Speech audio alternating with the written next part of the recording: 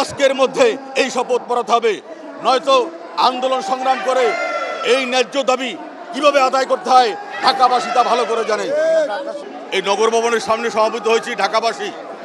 আমাদের ঢাকাবাসীর আপনারা জানেন যে একটাই দাবি, যে ঢাকার জনগণের ভোটে মেয়র নির্বাচিত হয়েছেন ইঞ্জিনিয়ার ইশরাক হোসেন।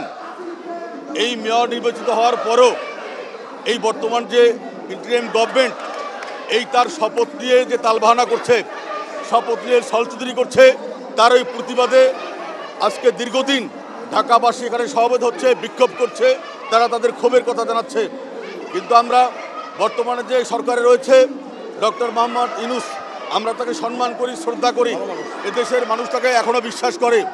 কিন্তু তার সাথে তার উপদেষ্টা পরিষদে কিছু অর্বাচীন বালক, যারা সত্যিকার অর্থে একটি মন্ত্রণালয় কীভাবে চালাতে হয় সেই জ্ঞান বুদ্ধি তাদের এখনো হয় নাই। তারা হিংসার বশবর্তী হয়ে তাদের যে শপথ, সেই শপথের কথা ভুলে গিয়ে তারা আজকে এই ইঞ্জিনিয়ার ইশরাক হোসেনের ন্যায্য দাবি না মানার জন্য তারা তালবাহানা করছে। আজকের মধ্যে এই শপথ পড়াতে হবে, নয়তো আন্দোলন সংগ্রাম করে এই ন্যায্য দাবি কিভাবে আদায় করতে হয় ঢাকাবাসী তা ভালো করে জানে।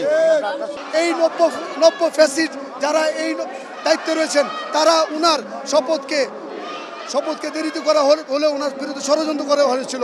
সেই ষড়যন্ত্র আজকে যে রায় দিয়েছে, উনি অচিরেই শপথ নেবেন এই আমরা কামনা করি। ঢাকাবাসী অচিরেই এই নগর পরিচ্ছন্ন হবে, দুর্নীতিমুক্ত হবে। ঢাকাবাসীর সমস্ত কিছু থেকে যে সেবা থেকে বঞ্চিত হয়েছে, আমরা অবশ্যই অচিরেই এই ঢাকাবাসীর সমস্ত কিছু আমরা ইঞ্জিনিয়ার ইশরাক হোসেনের মাধ্যমে সমাধান চাই। যে আজকে আন্দোলনের সৃষ্টি হয়েছে, তাদের একটি দাবি যে জনতার মেয়র ইঞ্জিনিয়ার ইশরাক হোসেন সাহেবকে তার সেবা করার সুযোগ দেবে। আজকে নগরবাসী নানা সমস্যায় জর্জরিত হয়েছে, নানা সমস্যায় তারা অতিষ্ঠ হয়ে আছে।